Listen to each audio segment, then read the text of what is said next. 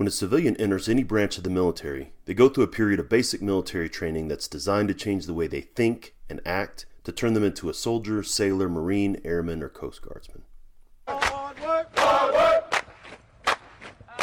Hard work, hard work. Hard work. This is seen as an important time in the individual's life, critical for the proper transition from being someone not in the military to part of one of the greatest fighting forces on the planet.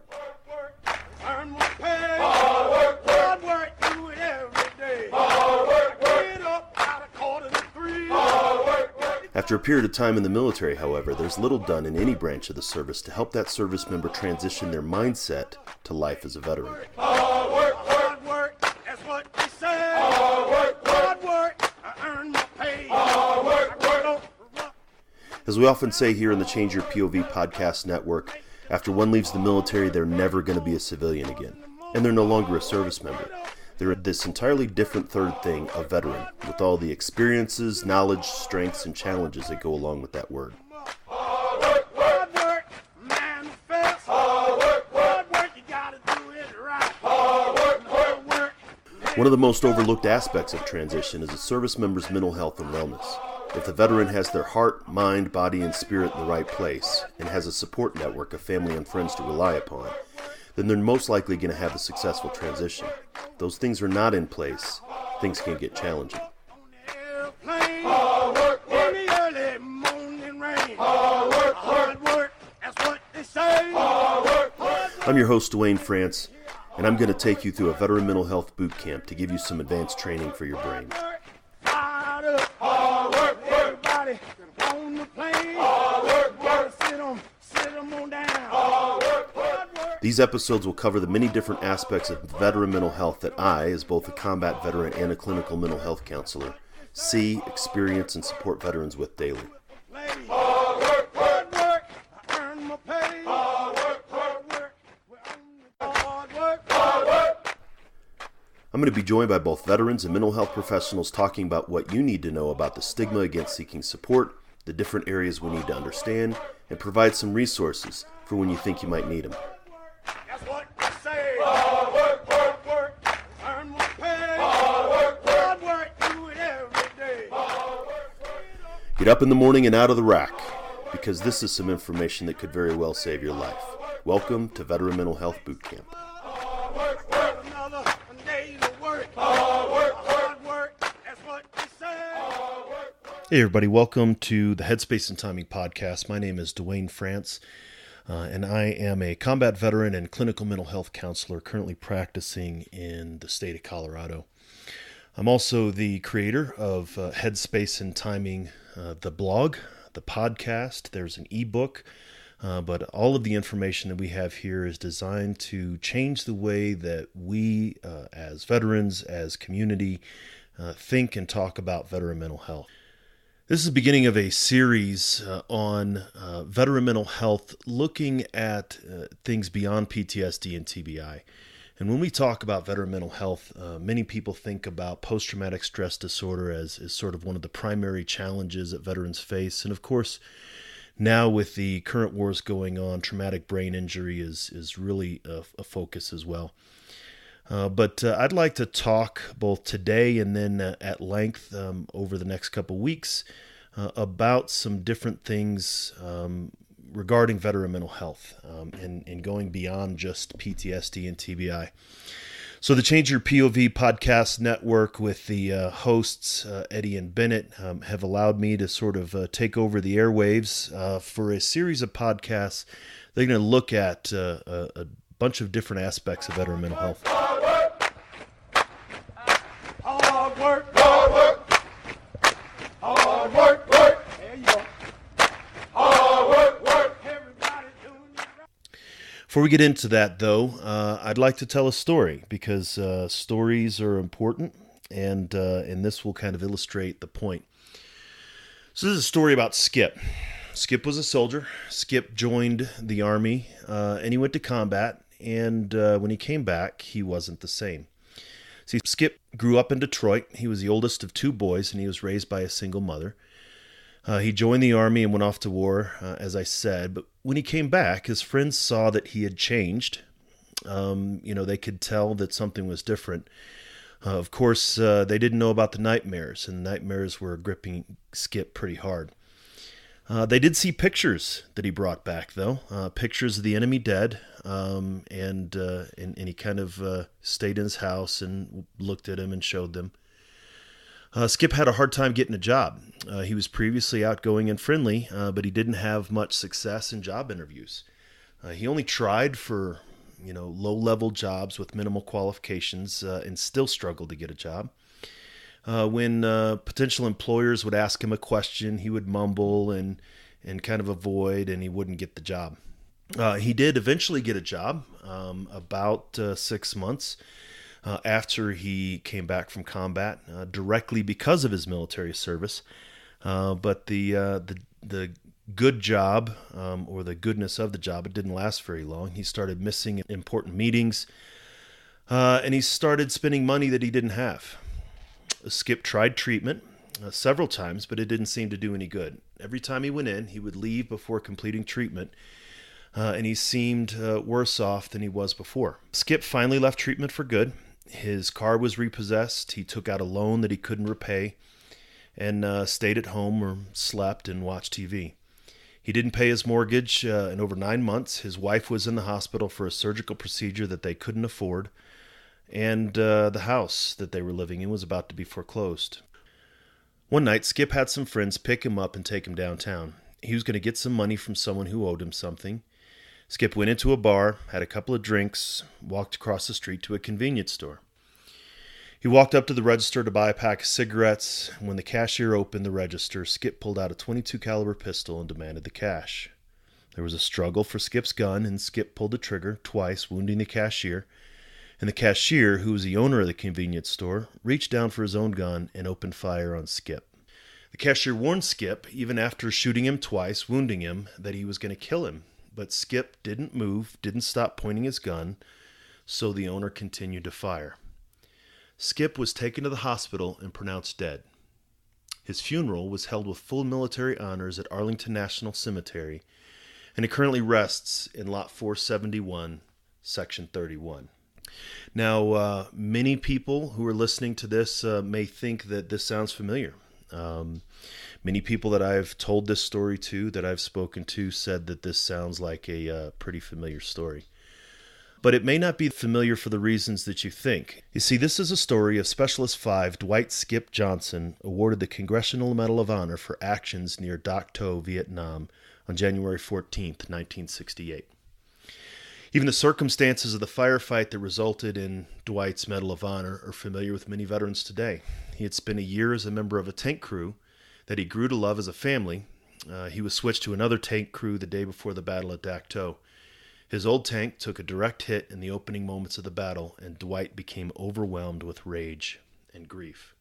You see, Dwight's story played out a full decade before post-traumatic stress disorder was recognized as a psychological condition, and similar stories are playing out today, 3 decades after PTSD became something that veterans could be diagnosed with. There's been progress, and relief is possible, even though PTSD does not fully explain all of Dwight's challenges. One of the most poignant statements made about Skip's life came from his mother, which was chosen to end an article that was written about him in 1971, and chosen to end his profile in the book that I got this story from, about Medal of Honor winners. And the statement came from his mother. Sometimes I wonder if Skip tired of this life and needed someone else to pull the trigger. Hard work, that's what we say. We listen to that story and the similarities to what happens today, veterans coming back from combat, veterans unable to get a job, veterans engaging in behaviors that aren't beneficial, that aren't supportive to themselves and even to the community. And this has been going on for a very, very long time. I said, though, that PTSD doesn't fully explain all of Dwight's challenges. You can find Dwight's story. You don't have to look very hard on the internet. The original 1971 article can be found about him. There's been several plays, several TV series about him, even as recently as the year 2000. And so the story about Skip, I say to say this, in that things are happening now that happened back then. And we can go farther and farther back that this has been an issue. But many people think, well, of course, Dwight had PTSD. This was well before traumatic brain injury was diagnosed or was observed to be a condition. But eyewitness accounts from Dwight's Medal of Honor actions and the actions in battle, essentially he was in a berserker rage. He wasn't aware. Dwight himself says he doesn't recall all of the details, and he just kind of went into a haze. But then the struggles continued after he got back. There's not much discussion about of whether or not there were substance use disorders, but there were definitely things that he felt guilty about, and some different aspects of some things that I'm going to be talking about here in a minute. And so as you go through this series, I'd just like for you to consider the story of Dwight Johnson, and maybe how those stories or similar stories can be playing out today. Earn my pay. Hard work, do it every day. Hard work. Get up. So as I mentioned before, I am a veteran myself. I retired from the United States Army after 22 years in 2014. And after retirement, I obtained my clinical mental health counseling degree, and I'm currently licensed as a licensed professional counselor in Colorado. And I work exclusively with veterans, some veteran spouses. Since January of 2014, I have worked with veterans in the criminal justice system, and I manage a program that allows us to provide counseling for veterans at no cost from what we call culturally competent mental health professionals. I also write and speak, obviously, about veteran mental health on the blog and on this podcast.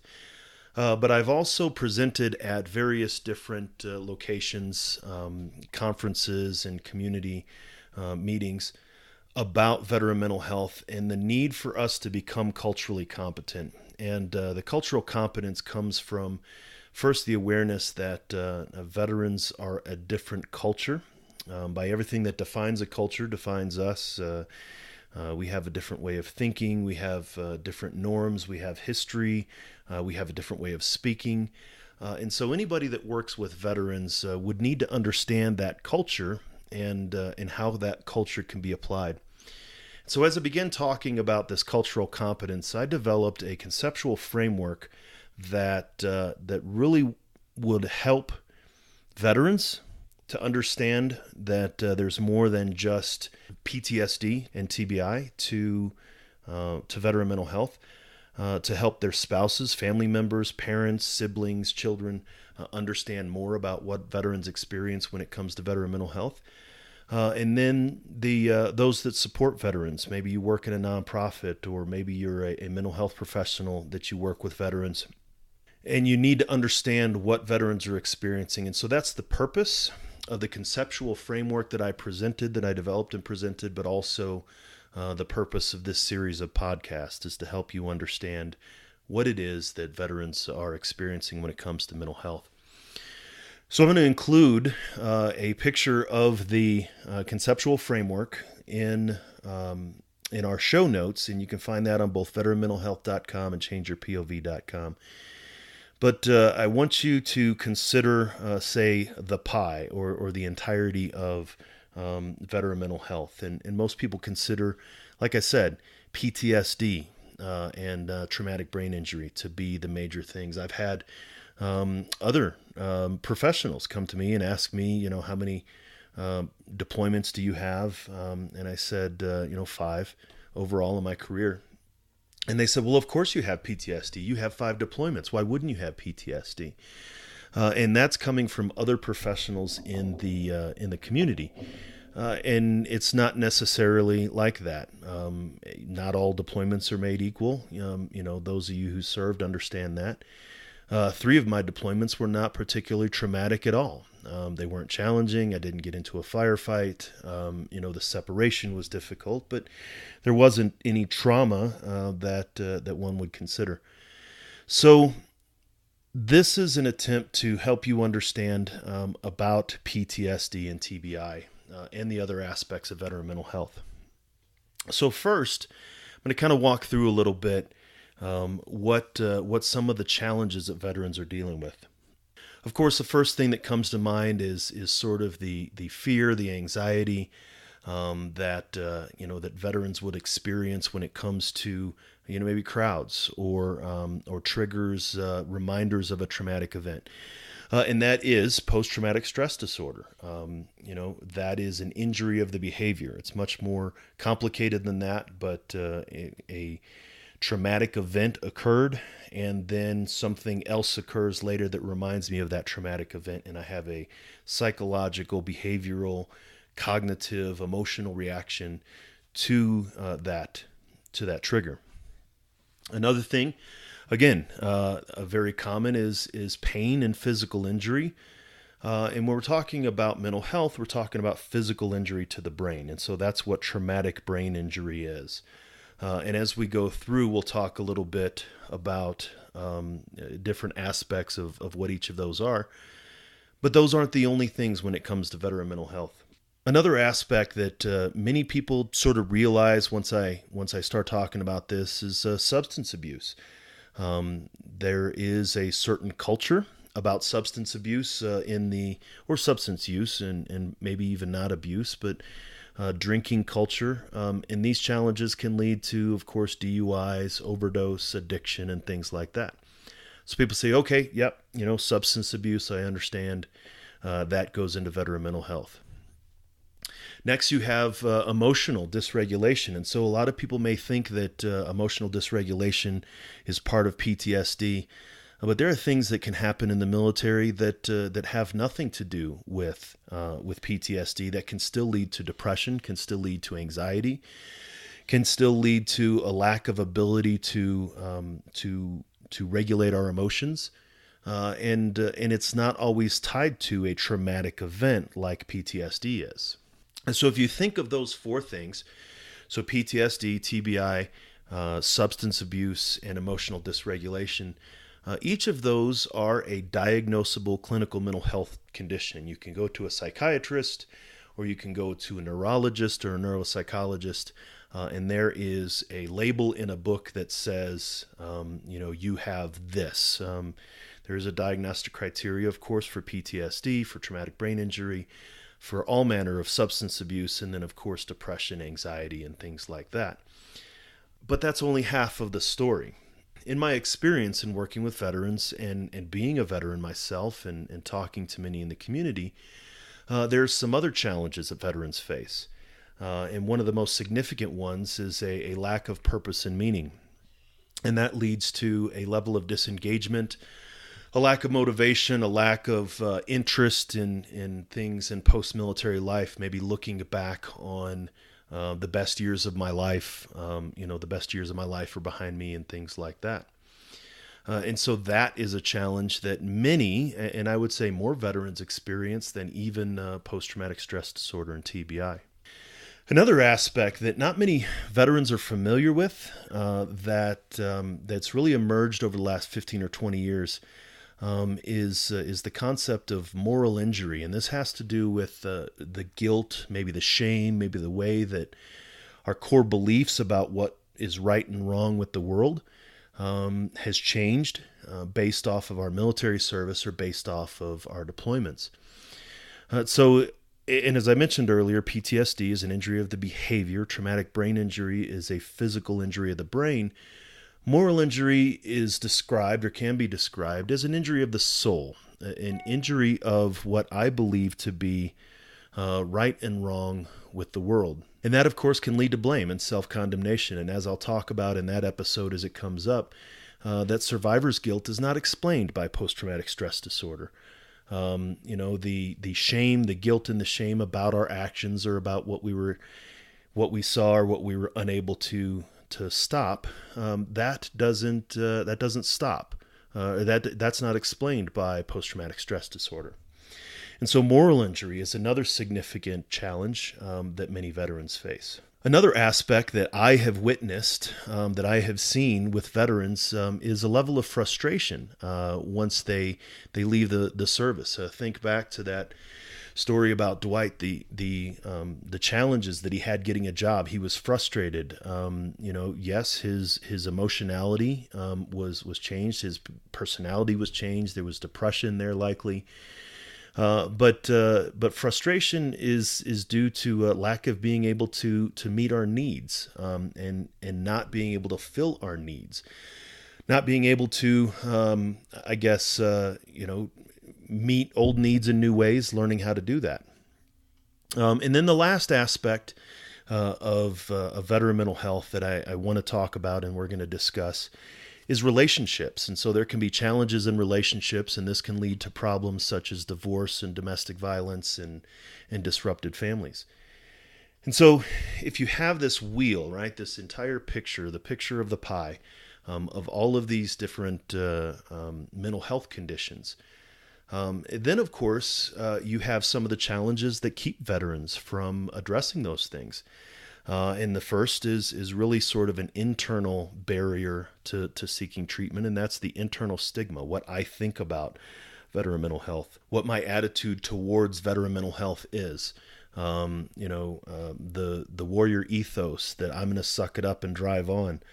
And it's not just psychological concerns, it's physical concerns.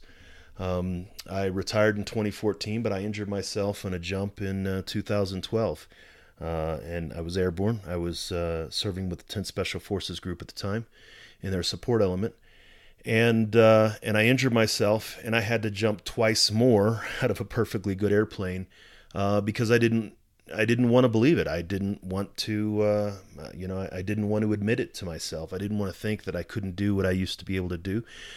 And to be honest, injured myself more. And so there's a suck it up and drive on attitude when it comes to physical and to mental that many veterans, many service members sort of feel from the inside. And then there's, of course, external barriers to veterans receiving treatment. Things like stereotypes, and I've written about this before on some of my blogs, the stereotypes of the veteran as a villain, this John Rambo or even looking at people would look back at Dwight's story and point to that and say, well, of course, he tried to rob a convenience store. Or that they were a victim, that they're just some broken warrior that needs to be saved and coddled and helped. And there were those aspects in part of Dwight's story as well, where people would come in and rescue him. Some of the bounce checks were covered by people in the community because they just pitied him. And then third, there was just this stereotype of this vindicator, right? This hero that they're going to save our nation. And while Dwight definitely does meet the criteria for that condition, there is one part of his story in which he went into mental health treatment. And then when he was there in the hospital for inpatient mental health treatment, the directors of the hospital got him out, put him in his Class A uniform, and took him down to the American Legion and showed him off. And Dwight said, "You do that again, I'm leaving and I'm not coming back." But there's this aspect of, look at this great hero, look at this great individual, and we're not those stereotypes. We can be each of those things, maybe at different times, but we're not any of them necessarily. Another external barrier, peer judgment. There are barriers to care, societal judgment about PTSD, stigma just against help seeking in general. And then there are situational and systematic causes for these kind of behaviors. So if you think about sort of this concept that we have, and these are all the challenges that veterans can face. I'm not saying all veterans experience these things, but the more of these things that a veteran experiences, the harder transition can get, leaving the military can get. Perhaps if a veteran is only dealing with post-traumatic stress disorder, which one can get not just from combat, but natural disasters or vehicle accidents and things like that, If that's the only challenge maybe that a veteran is experiencing, then okay, maybe transition's not going to be that bad. But then if it's compounded with substance abuse and perhaps traumatic brain injury, and things that occurred that developed emotional dysregulation separate from PTSD and moral injury, and the fact that I'm frustrated because I can't get my needs met, and I don't feel like I have purpose and meaning, and my relationships are falling apart, then it's much more challenging for that veteran to be able to have a successful transition. And that's where mental health professionals come in. And really, if any message, there's many messages I think I want you to get throughout this this series. But the first message and the main message is that mental health professionals have the ability and the skills to be able to help veterans with each of these individually and all of these collectively. There are mental health interventions that absolutely do work for post-traumatic stress disorder. Things like cognitive behavioral therapy, prolonged exposure, eye movement desensitization and reprocessing, called EMDR. These things will help if the only thing that a veteran is dealing with is post-traumatic stress disorder. TBI, traumatic brain injury, neurological interventions, cognitive interventions, things like alpha stim, things like neurofeedback and biofeedback, and things that would harness the brain's natural inclination to heal itself. That if we know that it's traumatic brain injury, there's things we can do. We know that there are things with substance abuse that can actually support recovery from addictions, motivational interviewing, relapse prevention. There are concepts that really help a veteran overcome emotional dysregulation. Things like Aaron Beck and Martin Seligman, the concept of learned helplessness, the idea of we're being trapped and we can't get out, and that leads to depression. And so there's ways that mental health professionals can actually provide interventions to support that.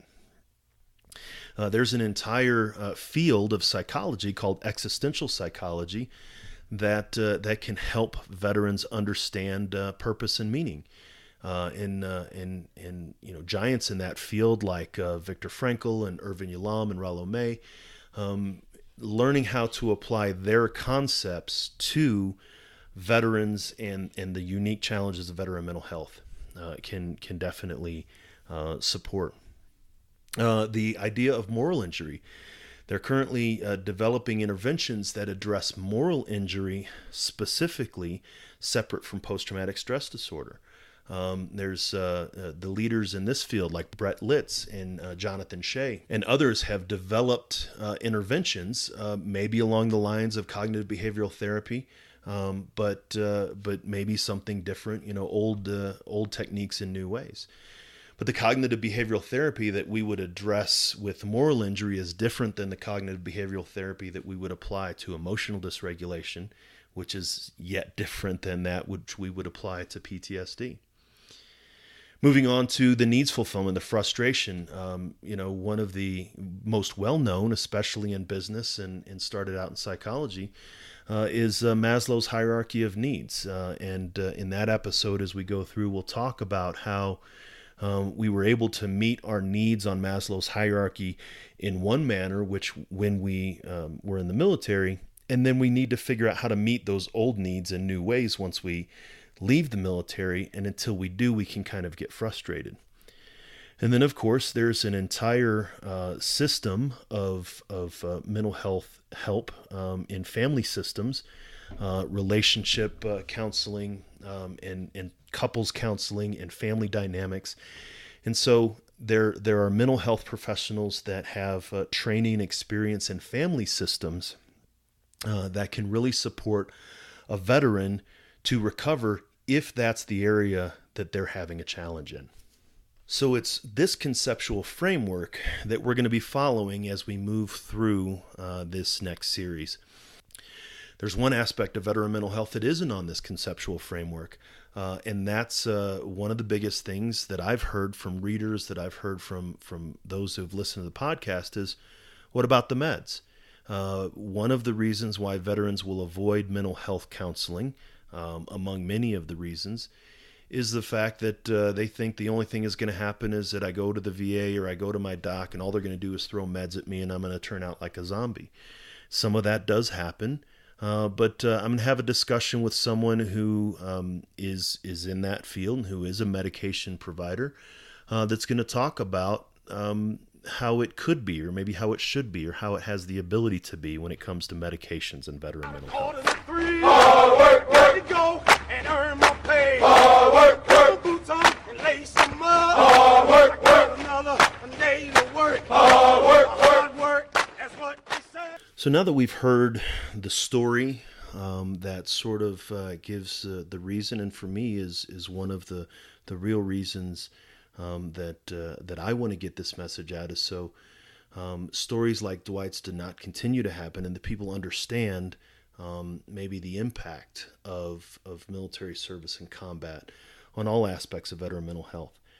And now that you've heard sort of the concept and how we've gone through, I'd like to introduce sort of the shows that we have coming up. And so over the next 2 weeks, we're going to be releasing a series of shows and conversations that I've had with individuals about each of these different areas. Some with veterans, some with mental health professionals, some with mental health professionals who are veterans, and some with mental health professionals who are not. And so coming up on episode 26 of the Headspace and Timing podcast, a former Marine, David Smith, is going to be talking about internal stigma. And David is not a mental health professional, but he's someone that has written extensively and spoken extensively about his own struggles about veteran mental health and suicide. And we'll talk about some of the stigmas that a veteran has that keeps them from reaching out for treatment.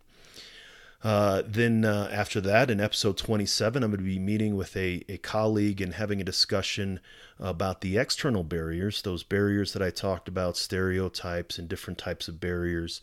And that's Erin Fowler.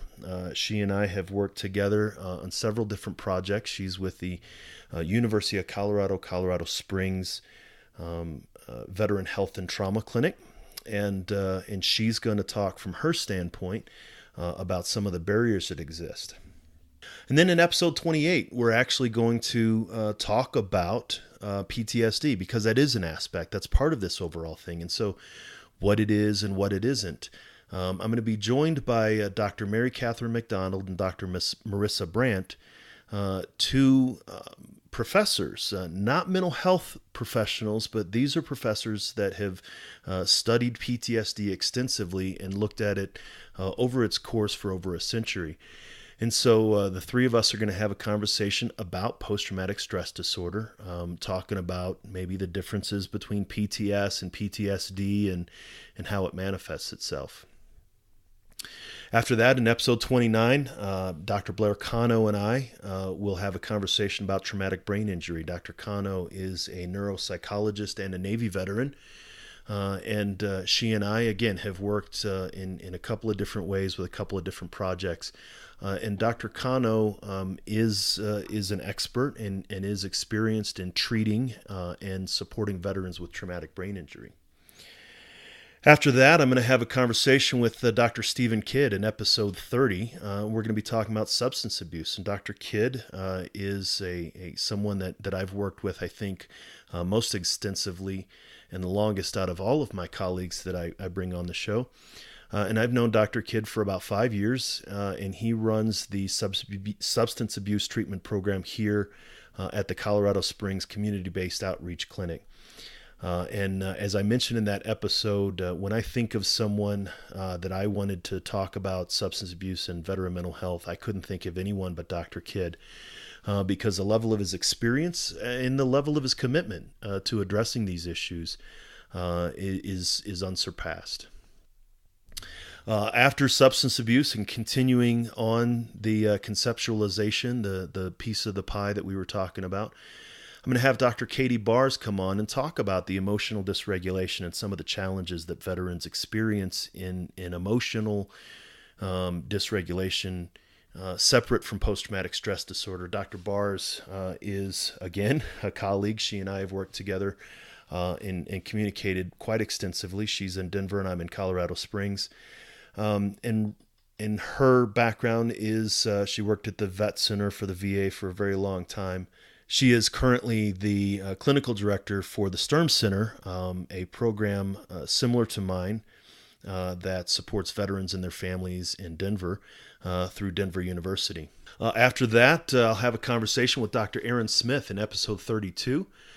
He and I are going to be talking about purpose and meaning. And Dr. Smith, Aaron, is a former Marine, much like David Smith, but in no relation to the two of them, by the way. But Aaron, like me, left the military and got his clinical mental health counseling degree, and then went on to get his PhD. Is currently an assistant professor with Western Washington University. But he's done his extensive research and his dissertation and a lot of his ongoing research on existential psychology and how existential psychology can support post-traumatic growth and purpose and meaning. After that, I have a discussion with Dr. Joseph Currier in episode 33. And Dr. Currier is one of the leading professionals in the area of moral injury, specifically with the assessment of moral injury and the development of moral injury and how it can be treated in veterans. And he and I will have a discussion about sort of how moral injury as a concept plays out and even how it's diagnosed.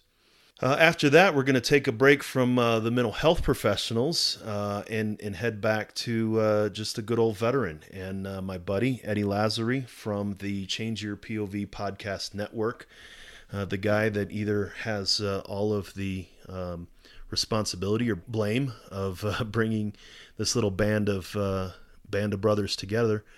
But Eddie is going to talk about needs fulfillment and how Maslow's hierarchy of needs can be seen to adapt.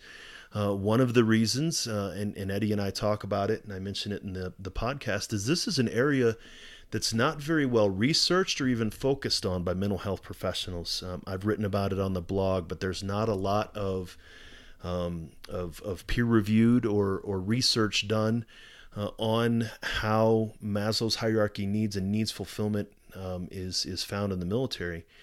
But Eddie talks about, again, his own journey, leaving the military, his own challenges in fulfilling his needs, how he developed the ability to meet his needs, and then a conceptualization that he created that he calls the veterans hierarchy of needs.